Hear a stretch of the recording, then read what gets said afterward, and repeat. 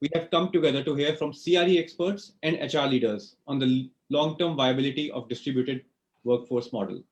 Over the last 1 year, companies across the world have been grappling with the evolving circumstances around return to workplace for employees.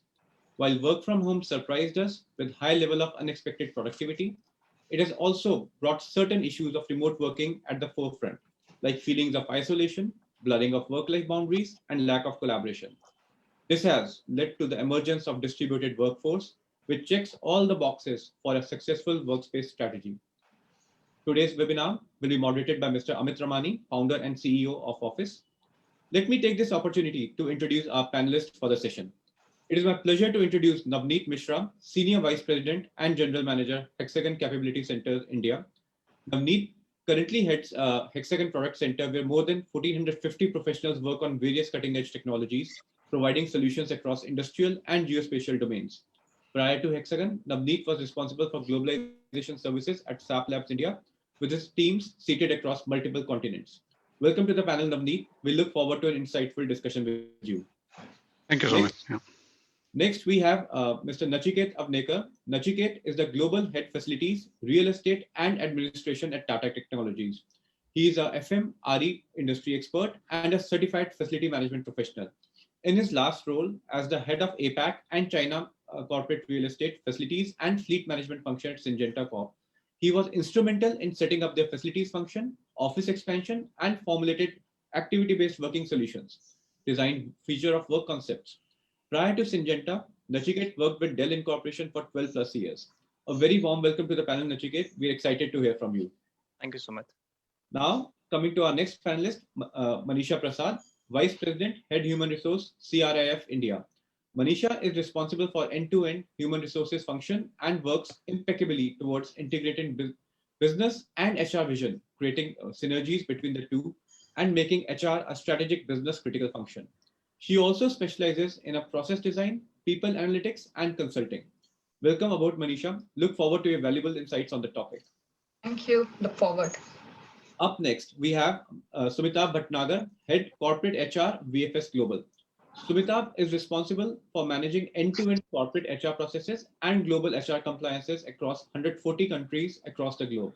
He is also responsible for managing HR operatives of VFS Global's South Asia region, as well as the Global Support Office in Mumbai. Sumitabh has worked with various multinationals across diverse businesses, managing both strategic as well as operational roles. Welcome, Sumitabh. We're excited to have you on the panel. Thank you. Same here. Last but not the least, we have Balwinder Singh Arora, Vice President Admin at Paytm. In his current role, he is leading real estate, projects, and facility management for Pan-India operations for Paytm. He has managed entire B2C logistics and warehousing for the Paytm mall business.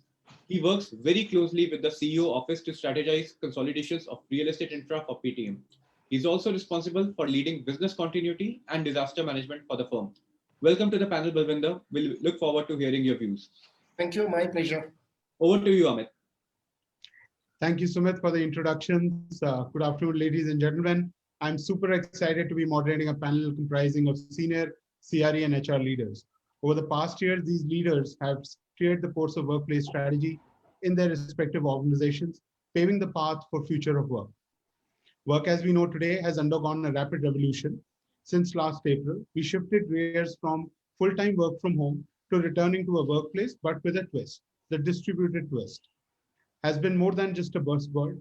It has become the pivotal strategy for most companies that were sitting on fence evaluating whether to continue work from home or ask employees to return to office. Instead of black and white, remote versus office situation, we have now been presented with an opportunity to usher in new hybrid ways of working. So without much ado, let me start the discussion today with our esteemed panelists.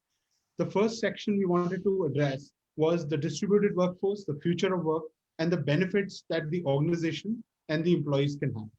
Since day one, we at Awfis have functioned with fully distributed teams across Delhi, Mumbai, and many cities. This is partly the nature of our business, but also our deep-rooted belief in work from anywhere. We have been talking about work near home long before 2020 happened. But with 50% of the Indian workforce being millennials and preferring flexible working, distributed workforce has always been on the cards.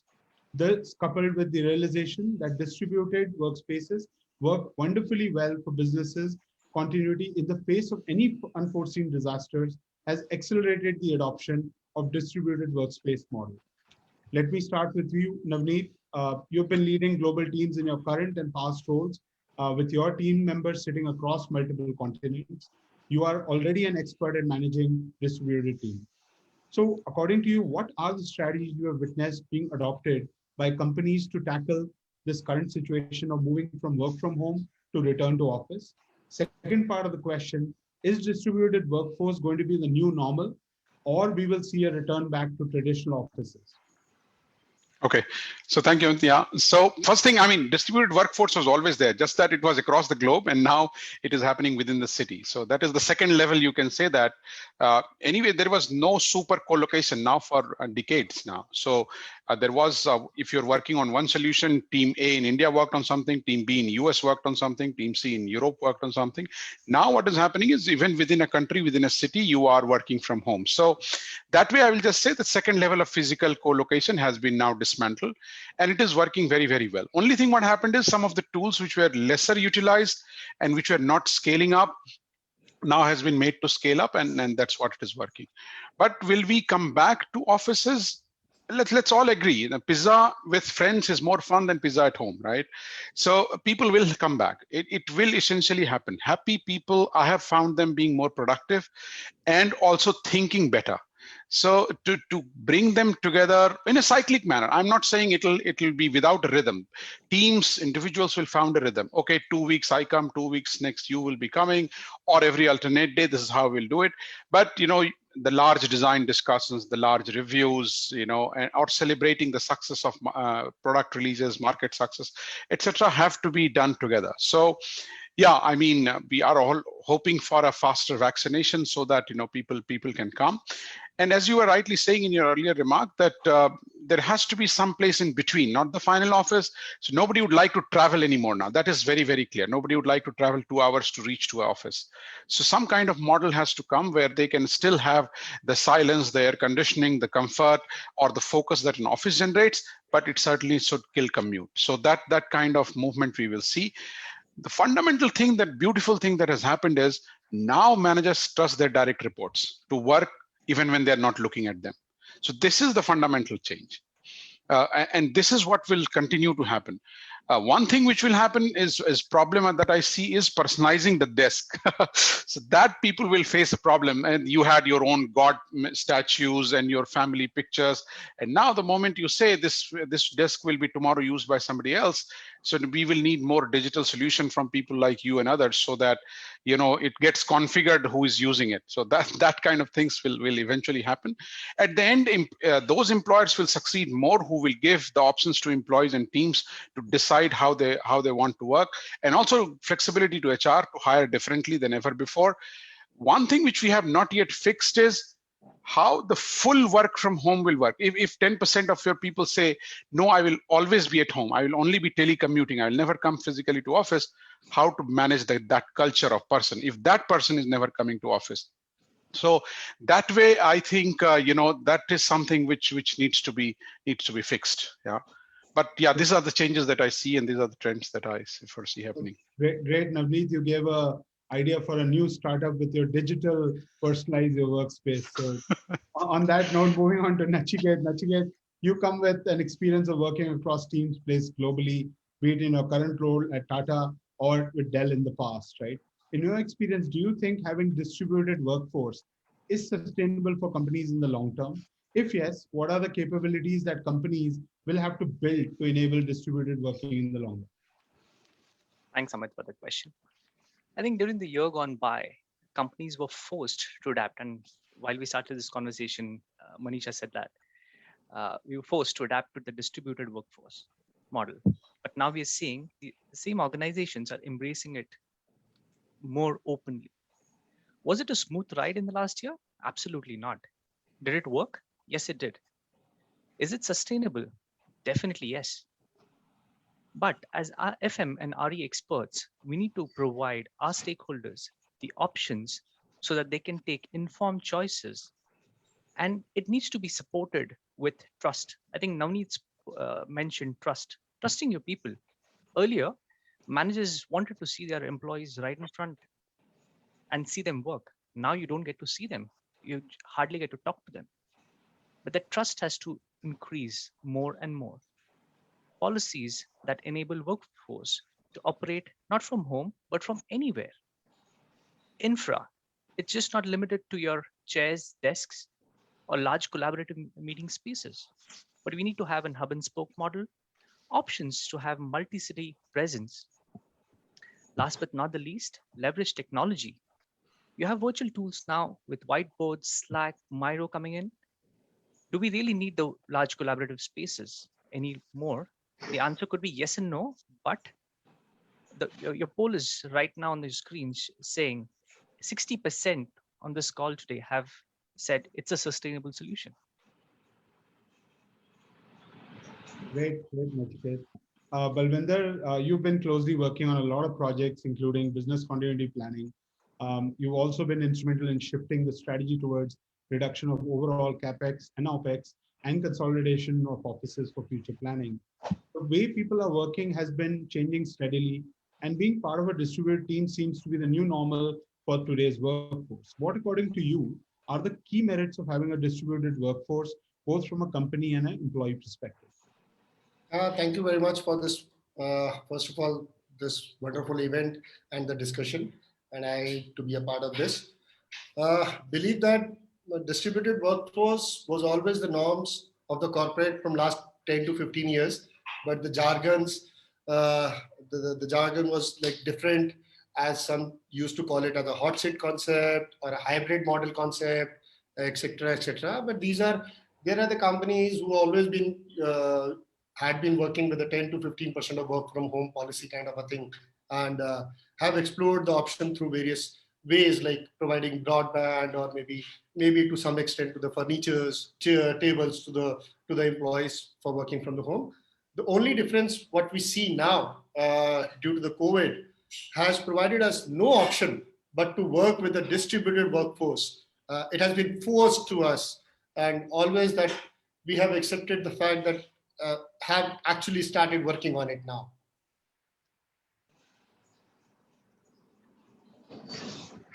Great. Balwinder? I think we lost Balwinder there a bit. Maybe we can come back to him. Moving on to our HR expert friends here, starting with you, Manisha. You come with over 20 years of experience creating synergies between business and HR vision. As businesses switch to a decentralized workforce, what are the key trends or changes in company policies that you have witnessed around you, and how has it affected the manager and the employee sentiments? Thanks. So I think, Amit, I'll tend to deviate slightly out here in terms of, has there been a change? I believe we were always emerging, we were always evolving, right? Now, COVID was one such situation within which we had evolved. But I think industries have seen, and in fact, the COVID situation can be called as another industrial revolution for us. We don't know, we are in the intermittent of change right now. There's no new normal, but we are in the intermittent normal right now. So there's nothing which we can set right now in terms of policies or guidelines which we create are going to be there for future, or we don't know what's right, what's wrong, but we know what's working for now at this point in time and what's working and addressing our challenges in the current situation. So I think, as I said, that we were always emerging and evolving. The policies were definitely changing to meet the requirements, right? So for me as an HR practitioner, I tend to, be a little exception out there where I say that HR also has to be adaptable and policies cannot be casted on stone, right? So they have to be the ones which provide solution to the business. For us, what I've seen, we have changed a lot of our approaches in terms of, how do we look at working from office and now working from home in the last 1 year. Obviously, the work has diminished. We were looking at from the perspective of having a 9 to 5, work clock. We are working, we understand that all our employees are working in a boundaryless working zone now. So there is no very thin line of boundary which they have between their personal lives and their office work.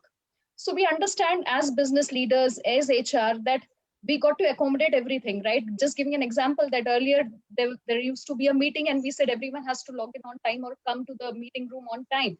Now we say if someone is joining in late to a Zoom meeting, we said it's absolutely fine.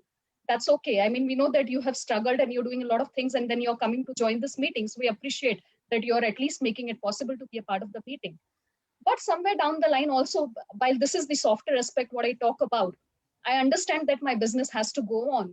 So ultimately, what do I do as HR? How do I create policies which equip my people to be able to join on time? So the shifting of the policies have been, very situational, where we said that while we offered a reimbursement for a creche for working mothers, we are saying, why don't you take a reimbursement of, to get a caretaker or a nanny for your child to be taken care at home while you're working, while you're focusing. So some of the companies have launched those kind of policies, right? So I think the idea is there we got to be proactive enough to be prepared for, as my colleagues had said earlier, it's going to be a hybrid model. So we got to be proactive enough to be prepared for a hybrid model, for a very flexible employee experience for employees. It could be, obviously, it has to be digital. It has to be a mix of a digital and a physical experience. But then we got to ensure that we are actually meeting the multiple requirements of, priorities of employees between flexi days, flexi work hours, a hybrid between coming to office or working from home, and all of that. So I think that's going to be the future in terms of the policies, how we look at it. One another aspect, what I would see is my leaders or the business leaders and managers and HR becomes more of a facilitator here. So while we are talking about policies and changes around us, we look at a holistic view, right? So we are just not taking work out of people or enabling people to work, but we also have to make sure that we are keeping them emotionally well, we are keeping them physically well, we are actually shifting the focus for them towards their own personal health as well as the emotional health. So I think it's a holistic view which we see, which has changed the organization perspective now. Great, Manisha. So we have Balwinder back. Sorry, Balwinder, Sorry. you dropped off in the middle. So you want to finish your thoughts? Okay, so yeah, I was just saying about the coming back to your question when I was talking about three facts. One second. Where have till where we have actually able to capture my this thing answer if it was there. Balwinder, just in the start, I think we lost you just as you started. So. Oh, okay. So, so first of all, thank you very much for this wonderful event and the discussion. Let me just come back that this norms was there in the corporate from last 10 to 15 years about this distributed workforce. And the jargons were maybe different, like maybe hot seat concept or a hybrid model kind of a model people used to call it earlier.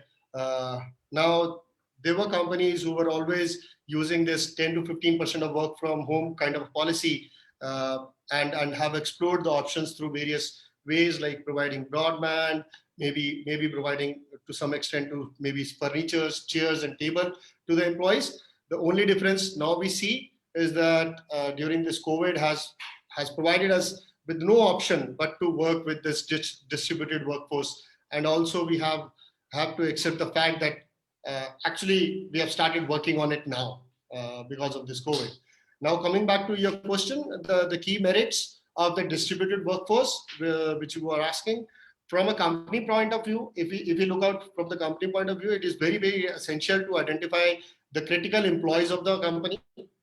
Second, the mode of the business for work from home or a distributed workforce, as some business can't be work from home only, and especially in the sales or other kind of business, we have to do a face-to-face interaction, which is very, very important and very, very critical. People have to go into the field and meet them. And the third point of view, maybe mode of the percentage of employees of each business vertical, which can be afforded for work from home or a distributed workforce in a rational basis only, on a rational basis. From employee point of view, if we talk about the commercial benefits through maybe quarterly or a monthly fixed amount of as a corporate, also save a lot of maybe rental cost or a camp cost, by the reduction in the office spaces, rational policies, as we don't have any employee to get used to such models all the time, like providing alternate space of the office in his local area versus the coming back to the main headquarters or main corporate offices. Overall believe this is the future, as commercial benefit of all the companies have been huge with distributed workforce and work from home. I think this is going to remain for a longer time. That's my viewpoint. Thank you, Balwinder. Sumita, moving to you. You've been managing global teams across India and South Asia for VFS since 2015.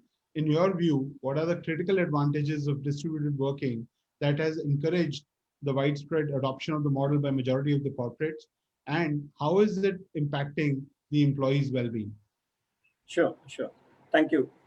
So Amit, this model has been successful because it's not because of the lockdown people have been staying home, but still, despite the lockdown getting lifted up, still people want to more and more work from home. So I think that itself is evidence that work from home is really catching up. Now, coming to the benefits, there are a number of advantages which the employees have felt, which I have experienced, and which the employees have also come up. One is, one of the biggest challenges earlier, and most of us HR professionals know, especially during the pulse surveys and engagement surveys, which we used to have, was the work-life balance, where there was a complaint in terms of, either the too much of travel time or too much of time being spent in the offices and not being able to devote to the family and to the personal needs.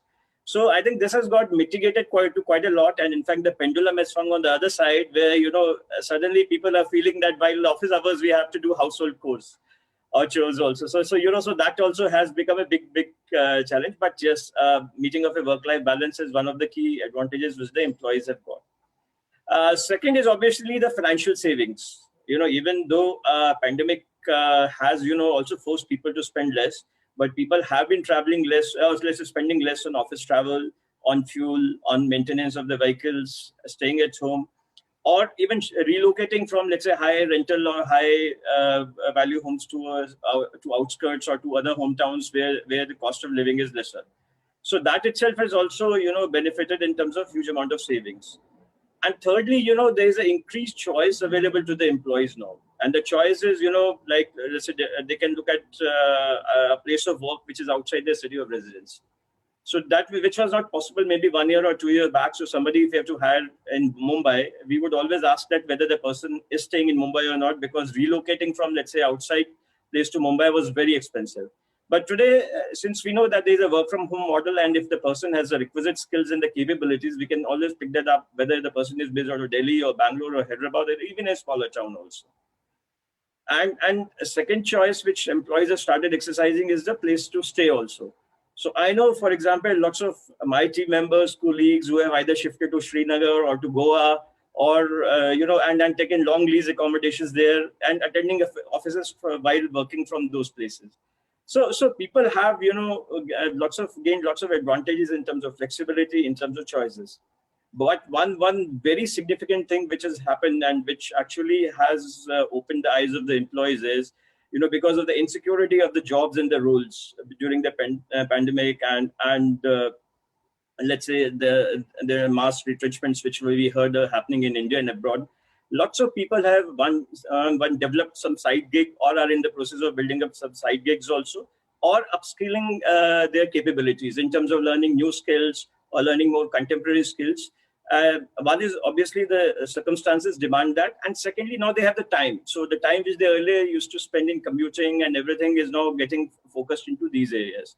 So yes, there have been tremendous benefits which employees have gained out of this last 1.5 years of staying at home, or a differentiated working kind of environment.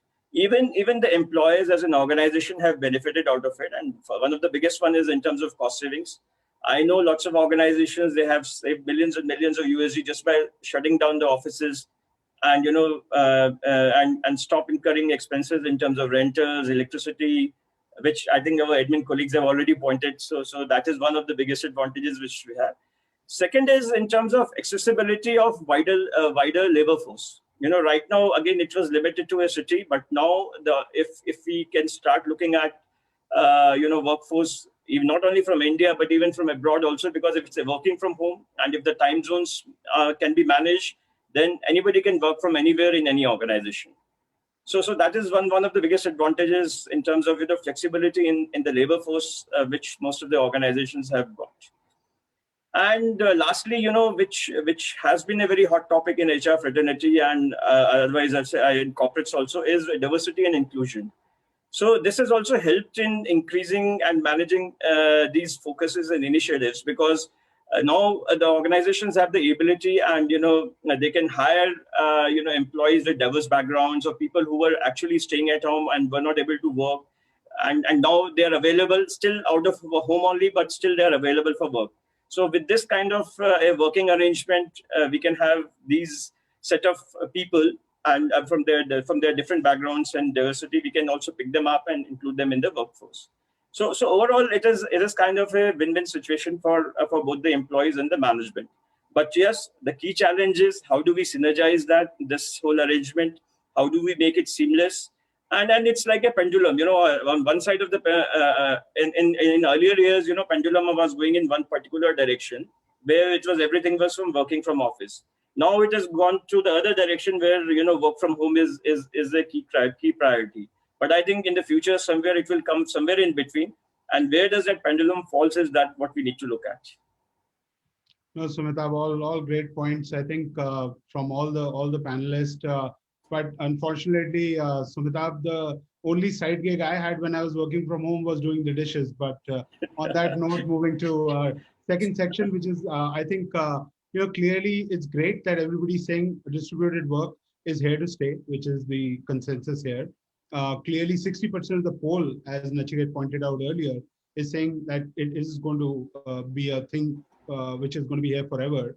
So moving on to what are some of the best practices, right, which are leading and working with distributed teams. In an ideal scenario, in a distributed work frame, everyone works together with a shared vision regardless of physical location. But in reality, creating and enabling well-connected distributed teams requires a very methodical approach.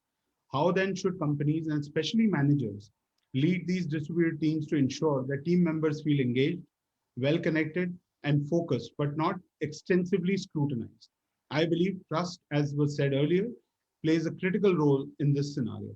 Starting with Navneet, since last year, companies have been evaluating different strategies of bringing the workforce back to physical offices.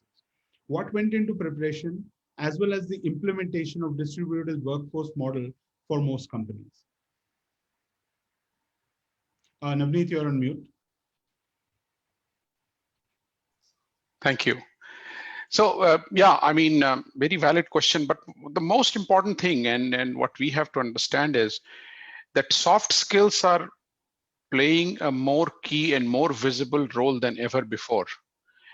So there have been heavy investment meant. Sorry, the poll came up, so it was a bit distracting. Yeah. So this soft skill ramp up of managers, and leaders, and it is not so surprising as well that is one area where you have to invest much more than ever before. They are the ones who will be able to tie these things together. For them, it is new to manage a workforce which they are not able to see day to day. They are also, in a way, as they say, and normally, if you are senior, you are older as well. So that means the learning is again a bit more issue there, because you already have learned something and you have to learn again. So that I would say, obviously, investment in collaboration tools or investment in e-learning platforms. A lot of us have gone into with tools like Udemy, and what was earlier probably X percentage, but now 100% of the employee base have access to those tools. Policies have been amended by firms to match with the new normal, so that will happen. And thank God, government was also very supportive in letting us redefine those SEZ, STPI word even in this distributed workspace. So that as well helped. A lot of us also did employee surveys to know what is working and what is not. And these surveys have to be quickly administered. You have to consolidate the data and act on it quickly, because the thread is very, very light. and you have to really move quick on this. And yeah, I mean, obviously, in addition to all this, we all have seen the physical infrastructure changes, how most of the doors now have a door paddle at the bottom, which you can use your foot to pull and push, things like that. What was a physical bill submission earlier for reimbursement claims now are scanned bills. So these, I mean, both digitalization as well as, the soft skills have been done, but I will still rate soft skills on a higher scale to manage this transition.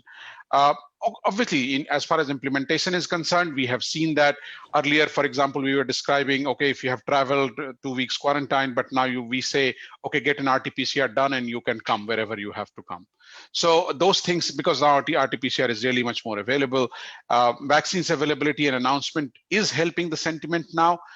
One thing, it is not part of your question, but I would like to say that if we are in public, we should wear masks, guys. I mean, there is no other way. If we want to come back, if the economy has to come back, vaccines, yes, but masks have to continue. Till this year, this has to happen. Any strategy, any implementation we can talk about, but the weakest link is what cracks it, yeah. So that is my answer. Well said, Navneet. Clearly, I think lots has happened. We have learned a lot over the last 1 year. And I think a lot we will learn as we continue to evolve. Manisha, so when it comes to managing distributed workforce, how can leaders stay connected with their teams and continue to manage effectively without micromanaging? So Amit, how I see now, it's emerging that most of our managers are just limited to being a virtual manager in the last 1 year. So I remember the transition when I had actually started working, in the corporates. Too many emails had started becoming a botheration, and people said, instead of dropping an email, why don't you just walk up to the table and talk to your colleague or talk to your team member? And there was a balance which we were trying to create between being digital and being personal. Again, in the last 1 year, we have moved from becoming personal to being more digital. How do you? It's communication is a very critical and important aspect, right? And how do we do it in a virtual environment? I think obviously technology has helped us a lot. I'm sure each one of us have those Cisco jabbers and those Zoom tools and some of the meeting tools which we have, which helps us stay connected. But what is important is, as I would go back to what my colleague said, is more of a softer skills. When we do a call or a meeting, right? How do we communicate? Are we simply jumping onto the work or getting the status or a review of the project? Or we are understanding that we haven't seen each other for the last 1 year. We understand that all of us are working with a lot of struggles at home. We are living under a lot of pressure, right? Trying to manage things, deliverables, both at home and both in office as well. So the first thing which is important, which becomes important for managers and leaders, is to have an individual connect. And that's what we have been educating our people and our managers in the last 1 year.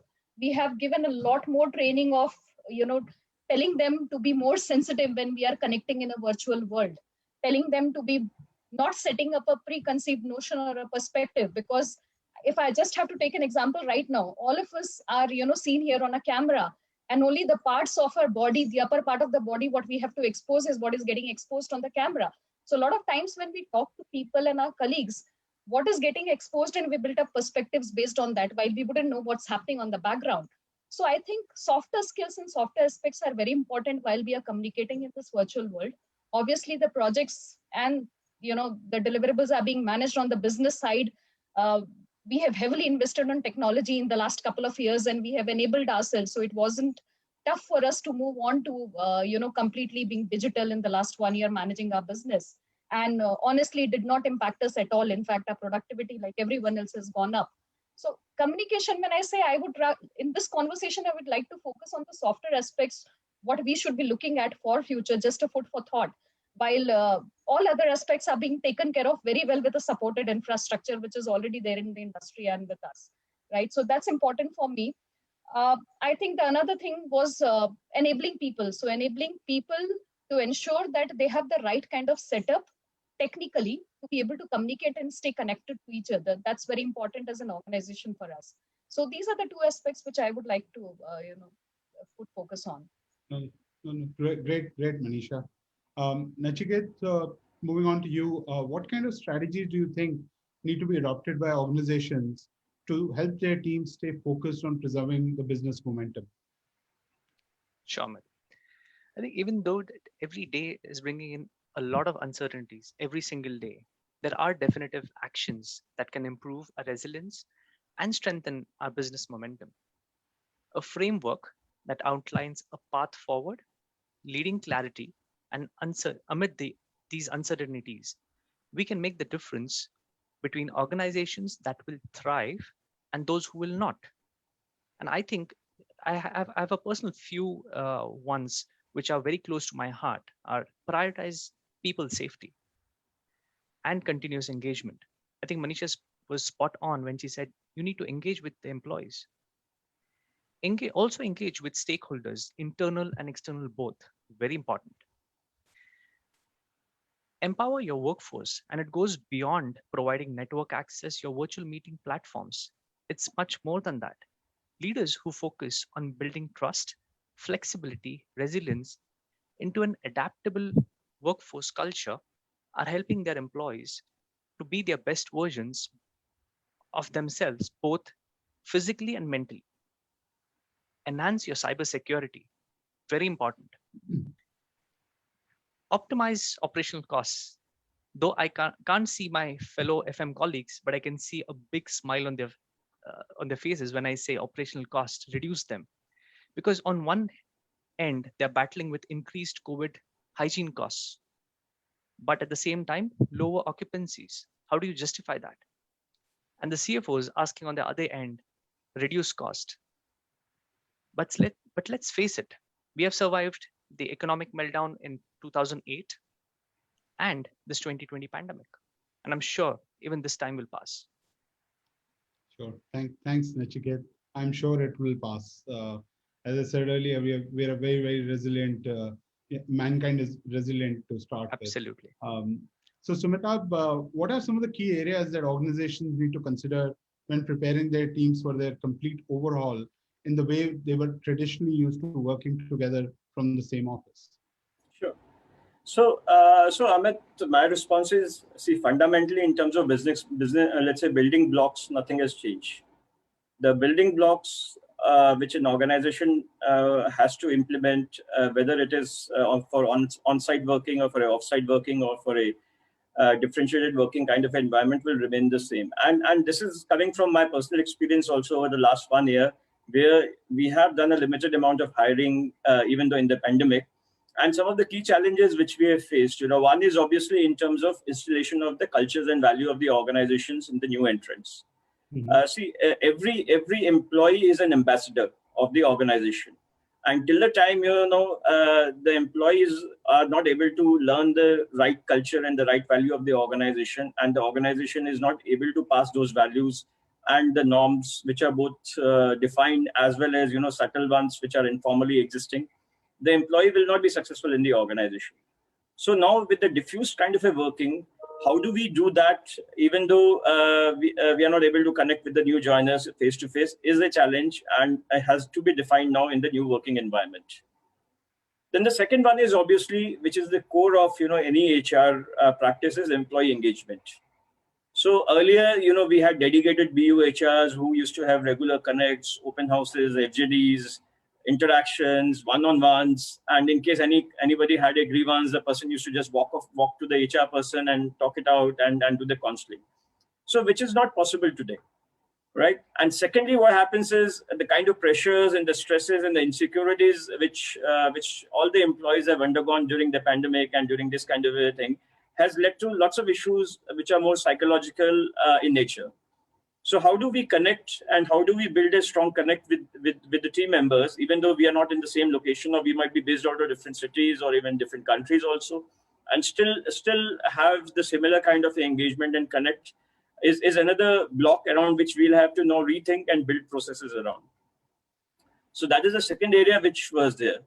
Thirdly, the purpose of all senior leaders, besides earning profits and generating revenues for the organization, is also building leaders.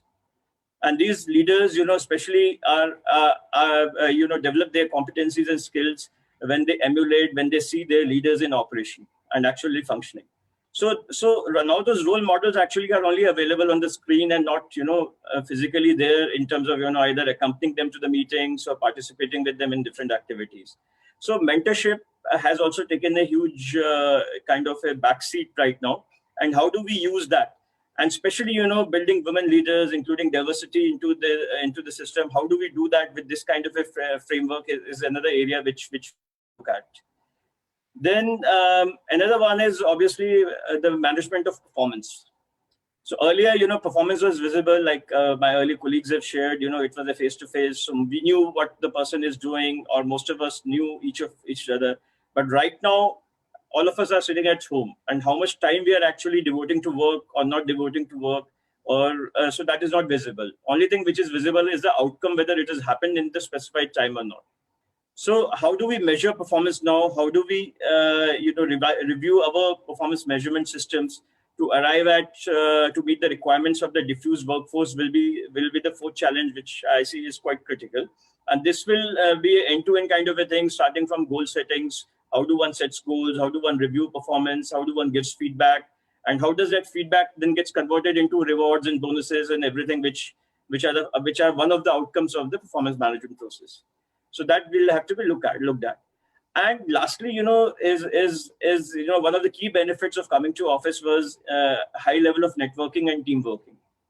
So inevitably, besides the work, all of us used to also meet, engage with our peers, our leaders, or our team members informally and formally, and had a connect, which was informal as well as formal.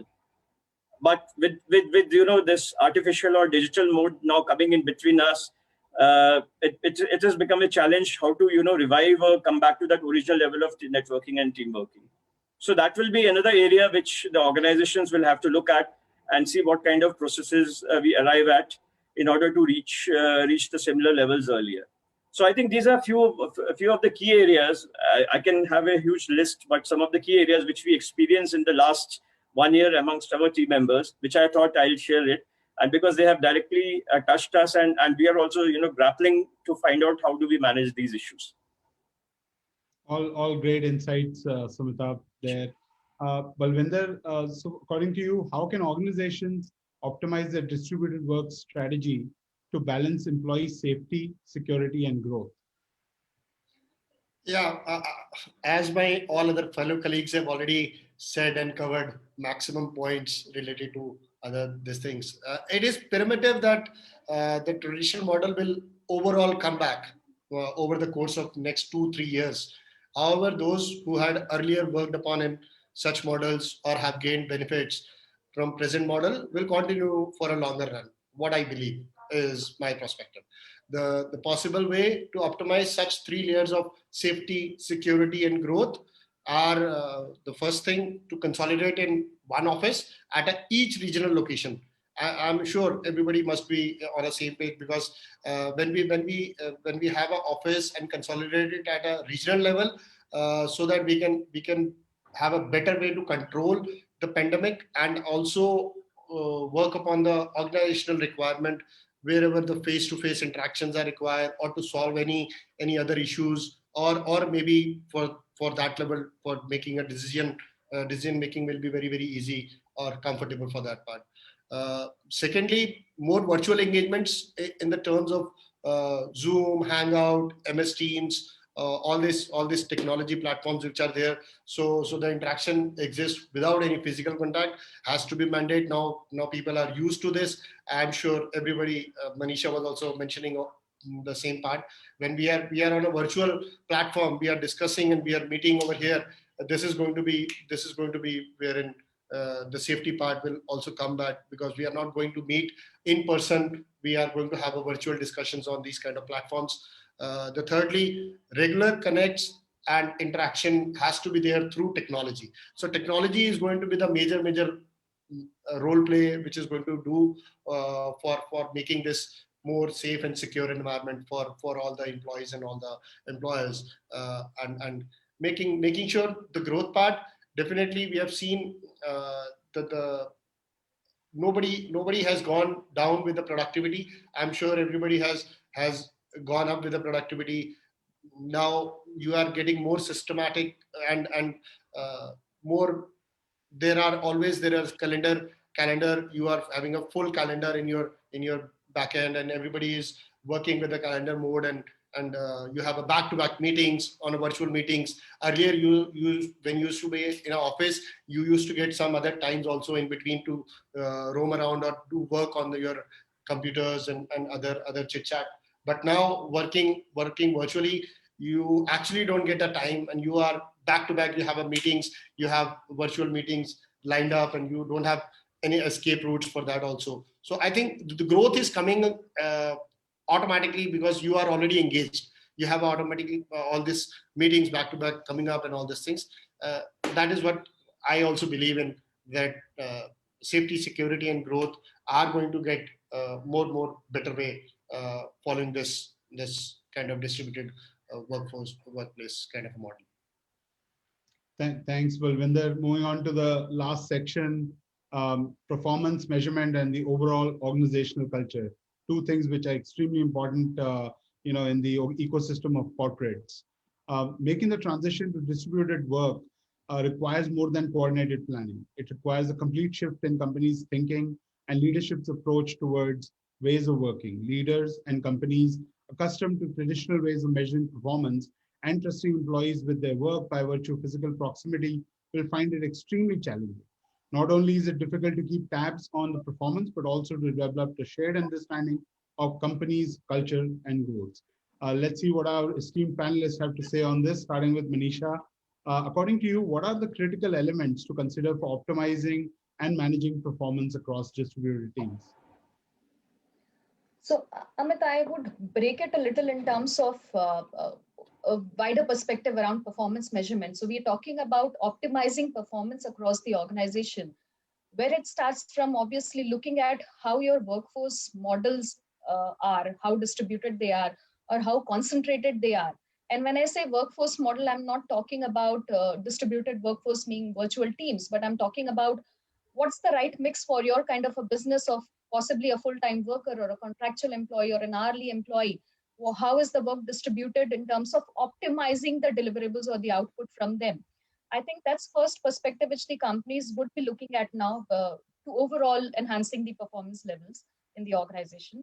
Secondly, I would also think that there has to be a clarity. While we have always talked about having KPIs, defining goals and objectives, and coaching and having loads and loads of training sessions for our managers about that, I think it's time for being practical and telling each of the manager that while you're setting up your business plan, why don't you do a stand-up meeting every day, a 5 minutes of connect every morning to assign a very clear goal for the day to an employee would go a long way in terms of giving a clear-cut output from the teams.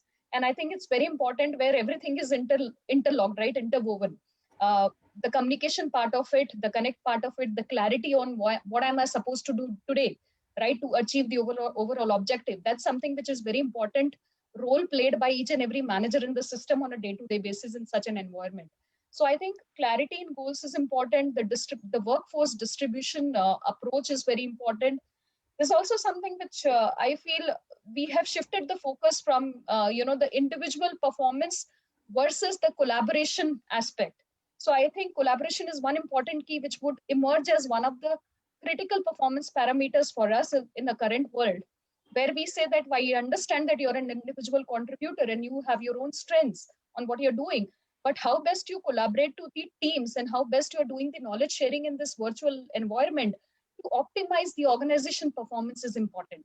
So I think that's how I would view it, as HR, that some of the key aspects for me to build in or enhance in my environment would be obviously the short-term goals to be very clearly given to all my employees. Secondly, the collaboration part has to be very clearly defined and expectations, principles being laid out by the organization in the culture around that. So collaboration becomes my BAU for future, right? People have to look at it that way. The focus, if we have to talk about the measures of the performance, I think the focus is more on quality over quantity now. Work, how I would define work would not be, that you're doing it at what hour or you're doing it from where, but work is just what you do. what have you been able to deliver is what is work for me, and that is what is going to get measured. So I think it's time to relook at a lot of set stereotypes, how we have been looking at performance management and how we have been evaluating these measures on performance. I think that's what is going to change now in future. Great, thanks, Manisha. Clearly, I think clarity of goals is something adopting a workforce, distributed workforce model in the long run will have a positive impact on culture, leadership, and the overall work environment? Yeah, actually, I think Amit, we missed you slightly somewhere in between. Sorry, Sumita. I'll repeat my question there. Do you think adopting a distributed workforce model in the long run will have a positive impact on culture, leadership, and the overall work environment? Sure. So the first question is whether the distributed model is there to stay or not. So that is answered, very clearly. Yes, it is there to stay. And yes, there will be an impact, and there will be like more positive impact, which I personally foresee, because it will lead to more inclusion and more type of categories of employments getting generated. So that is one very, very critical thing which I feel will happen. And first thing what will happen is that it will lead to increased flexibility in the organizations, either whether it is in terms of infrastructure, so having multiple offices or different setups, or scaling up, scaling down of offices, premises, all that flexibilities will have to be built up now in the system. Second is in terms of the work arrangements also, it will be there. So earlier it was a pure 9 to 5, or let's say 10 to 6 or 9:30 to 6 kind of a job. But now hourly rates, maybe working for half a day or working part-time, and all those things also will start coming up, and all, and the preparation has to be there for that. Thirdly, about the leadership style also. Earlier, the leadership style of the people, or the managerial styles was, working in office and supervising. Now, how to manage the distant or a distributed workforce is a separate competency and a skill set in itself, which needs to be built up. So that is one of the major impacts which will be there in terms of flexibility. Then second part is what Manisha very clearly said, or beautifully said sometimes back, was in terms of communication. So communication processes also will have to be completely relooked and revamped to include both the workforces which are either working from home or working from a different location or working from the premises, and especially how to get all of them together. Right now, for example, today we have a meeting in the office, we invite everybody in the conference room, and the discussion goes on. But in the future, we will face with a scenario where some people will be working from home, some people will be working off-site, and some people in the same premises. So what will be the technology, what will be the process, how we will bring everybody together in the same platform so that the seamlessness in discussion can take place. So that is the second thing what we'll have to look at. Third thing is, as an organization now, we'll have to be prepared for these multiple employments and gigs. So right now, most of the employment contracts which we have, where we say that no other side employment is permissible as per the terms and conditions of the contract. But the future will come in where, we will have people available who will only like to devote, the particular hours there, and then use their skills or competencies in some other organization or their own personal businesses also.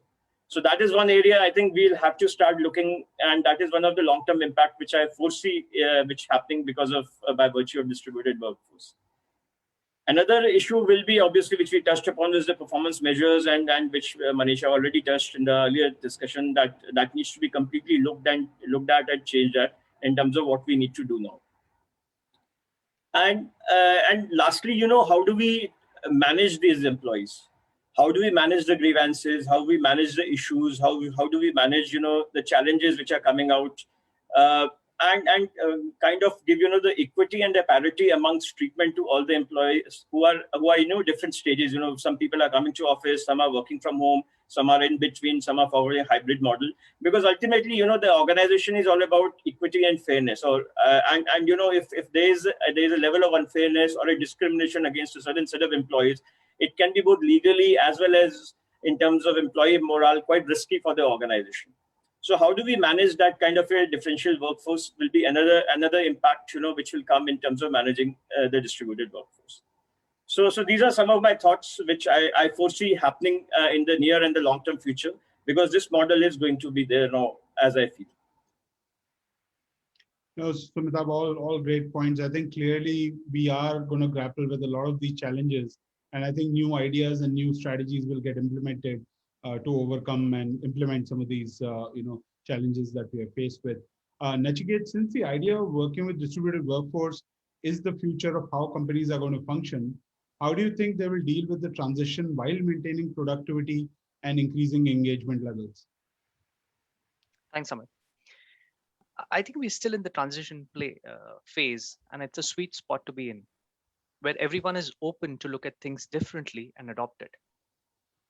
I personally feel engagement and productivity go in hand, and I may sound repetitive when I say invest in upskilling your people skill sets, look after their mental well-being, because everything revolves around people. Second would be your BCP plans. They need to be live and evergreen. You need to tweak them every single day as things change here. Somebody spoke about leadership. I think one important aspect would be authentic communication by the leadership. During these testing times, they're they're the ones whom employees look up to for their guidance and inspiration. So the onus is on us to keep the employees' trust and morale high. And at the same time, we need to eliminate information overload. There's too much of information floating around. We need to kind of filter it and share it with the employees. I think Manisha spoke about performance management, smart objectives. And while we were in office, they were very binary. Now they cannot be binary. It has to have a softer aspect. Like I think Sumitabh spoke about soft skills. It's the what and the how which needs to be measured and cannot just be, have you done it? Have you not done it? Somebody would have checked all the boxes, but in the process would have ruffled a lot of feathers in the organization, but that's not what we want. Leverage technology to measure results and not the number of hours logged in. An employee must maybe logged in from 8 a.m. to 8 p.m. But is that the kind of productivity we want to measure? No. Over to you, Amit. Great. Thanks, Nachiket. Balvinder, so according to you, will adopting a distributed workforce support employee performance and organizational resiliency better? The key element with the present model is to have a clear KRA for a member of the team. This is my perspective, that with a key KRA, an individual has to perform and deliver as a part of measurable index. It doesn't matter if the person is in the office or at home or at any other site or any other location. He delivers his KRA as per the organization needs, then the performance management is anyway taken care. Yeah, I may be repeating this, but as of now, we have not observed any kind of impact to the business due to such prevailing model. This model is forced upon by nature on us, but we cannot just overtake the normal course of vaccination and getting back to office. For overall organizational culture, believe it to build by an employee and the leader till the time we have a regular connect or R&R or discussions with the employees, and the culture remains the same. That is what I believe also. We anyway are expecting some maybe 40 to 50% of strength coming back to offices, maybe mid of this year, end of July, or maybe end of this year. At the present, but unless the present the COVID has not been curtailed, hence the organization culture will not change due to the practice as a connect between the all existing in the regular intervals. Take an example.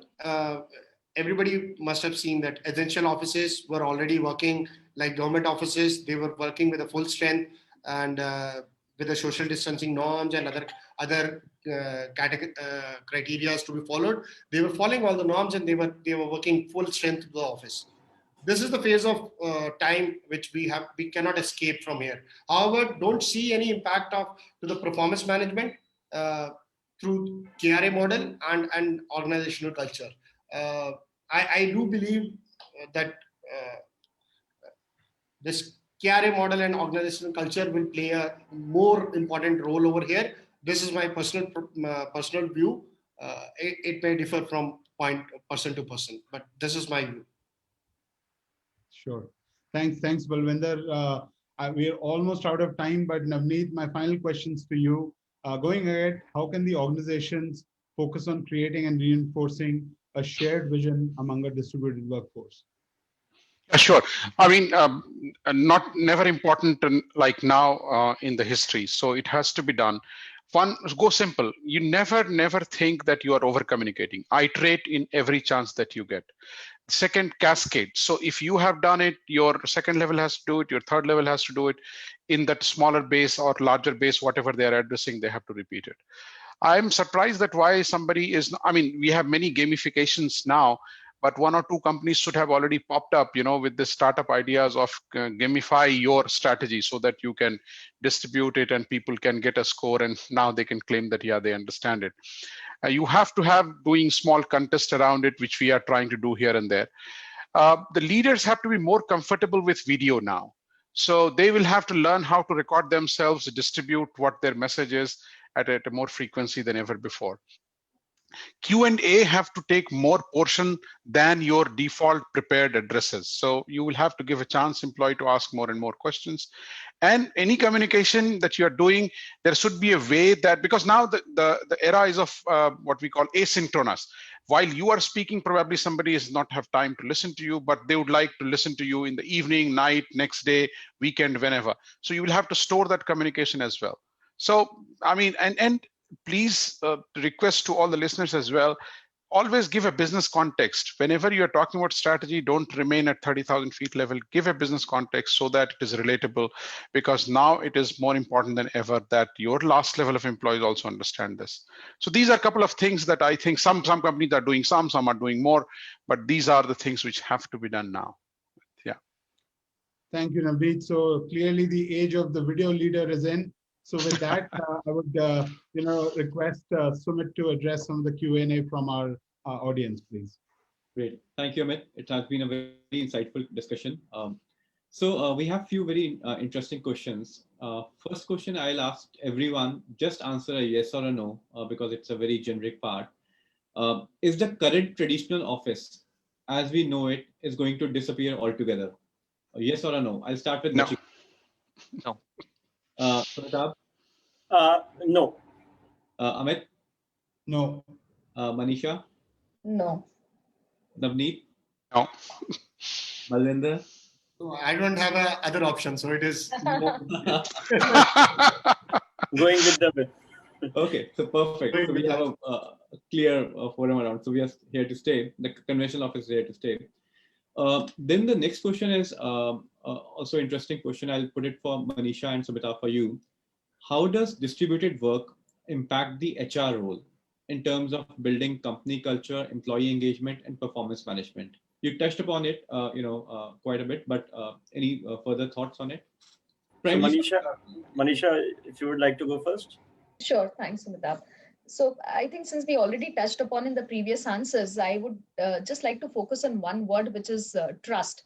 So when we talk about culture, I guess it's important for us to ensure that we are building up that element of trust in all what we do, be it performance, be it, trusting a person working from home. The basic crux of all our policies, which we build, right, as HR, the policies and procedures have to be also having an element of trust around that. So a lot of times when we say that we create, I'm again taking an example of a crash policy, when we say, yeah, we create a crash policy, and we say that some of the companies were very rigid initially when we started saying that, you have to have a reimbursement only from XYZ list of crashes because they are the ones who are authorized ones. Why don't we look at one step further, where I say that a mother is comfortable leaving a child to the crash which she is actually trusting, or she would wait on all other parameters she considers it right, and then she will do that. While it may not be listed in my organization's policy of listed crashes, which I would give a reimbursement on. So I think it has to go a little beyond, the conventional way of thinking and looking at it. I think that's all what I have to say. The element of trust is important in building up a culture. So I'll add to what Manisha is saying. So there are two other things maybe we need to look at and how HR gets impacted. First thing is we have to also look at HR team also as employees, and the kind of challenges, insecurities, and problems and issues which other employees are facing, even the HR team members are facing, but they have a double burden or a second burden of clarifying those queries without knowing themselves that what are the answers for those queries. So how do we how do HR manage that is one thing which we'll have to really come up with in terms of how do we manage ourselves first as a team, as a function, as people, and then how we manage our employees. So that is one area which we need to look at. Second is our ability to anticipate and look around the corners. That will become a very, very strong skill set requirement in the future, because that's where we will be able to anticipate what changes are required by maybe seeing those changes happening abroad or in some of the other organizations, and quickly translate those into our organization policies, so that by the time those issues come to our organization, we have a process or a system or already something in place to redress those issues. So I think the agility and the flexibility and how do we manage ourselves also will have to will be looked at from a HR perspective, especially for our managing our teams. Got it. Great points, Amitabh and Manisha. So the next question is, what will the future of distributed workforce model look like in your industry? So I think Nachiket, if from your experience for a telecom or a technology industry, and Balwinder, from your perspective of a new age kind of a company, a very fast growing company, how does it look like? So, shall I take? Yeah, yes. Go ahead. Okay. So as I have already taken this point also, more or less hybrid model is going to come and play a very, very important role over here. Either some of the people are working from office, some of people are working remotely, some of people are working, maybe they are in the meeting room or not. Either they'll be able to use the same meeting room and they'll be able to use the whiteboards, and everybody on the forum, either they are in the room or they are on the virtual calls, will be able to see the whiteboards and all these things. So the technology will be a very important role for that to play around. And this is what people have to come around and think about the new era of working and what kind of model they can come up to, and they can take it up. Over to you, Nachiket. Thanks, Balwinder. So I think profiling of employees with their nature of work is very important. When you and me cannot decide who gets to work in office or who works from a client location or who does what. It's the core business who will decide, profile that role and responsibility of that particular employee, and design or give them that flexibility to work from either from office anywhere or client location. I know few of my employees cannot work from home because A, the bandwidth doesn't support. B, the power requirements don't support. Can I expect them to work from home? No. Can I give them a laptop? No, because they need high-end graphic cards, example. So it's not a one-size-fit-all answer or a solution. It needs to be tailor-made, very specific to your customers and stakeholders. Got it. Yeah. No, good points around on that. So my last question, Navneet, for you, does distributed workforce have an effect on the employee efficiency and engagement due to geographical locations being apart? So as a country manager, I mean, over the last 1 year, what has your experience been around on this part? No impact on efficiency. Impact on their growth potential, probably, yes, but not on day-to-day deliverables at all. Not in terms of architectural or any other deliveries, no. But will they be growing as fast as they would have grown if they were physically in office and interacting with more people? Probably not, because those expressions when you are physically together, when you deal with human, that is we are trying to do something, I will be honest with you, Sumit, but not even I'm not satisfied with what could have been done here. Honest. Great. Thank you, everyone. Thank you for very insightful answers. Over to you, Amit, for your closing remark. Sure. So it's been a fantastic 60 minutes with each of you. I personally have learned a lot and hope the participants have as well. Thank you for all the participants to make this a success and our panelists for sharing their views candidly. We all hope that the distributed workspace model is here to stay as we benefits both organizations and employees alike while fitting obviously the new work style that we have adapted to in this new normal. As everyone said, traditional office is here to stay as we evolve the distributed work model. And finally, as Navneet said, pizza with a coworker is more fun than pizza at home. So with that, stay safe and stay happy. Thank you, everyone. Thank you. Thank you. Thank you. Thanks. Bye. Thanks a lot.